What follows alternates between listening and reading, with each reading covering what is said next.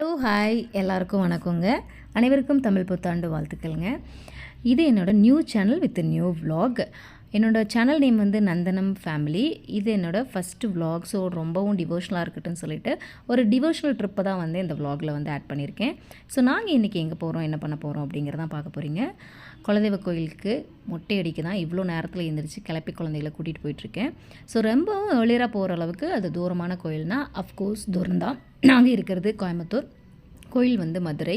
So Madurai மொட்டை அப்படின்னாவே கண்டுபிடிக்கிற அளவுக்கு மதுரை பீப்புள்ஸ் வந்து ஃபைன் பண்ணுற அளவுக்கான ஒரு ஃபெமிலியர் கோயில் தான் அது. ஏதாவது யாருக்காவது தெரிஞ்சதுன்னா கமெண்ட் பாக்ஸில் கமெண்ட் பண்ணுங்கள். நான் வந்து நெக்ஸ்ட் vlogல அது வந்து கரெக்டான ஷேர் பண்ணுறேன்.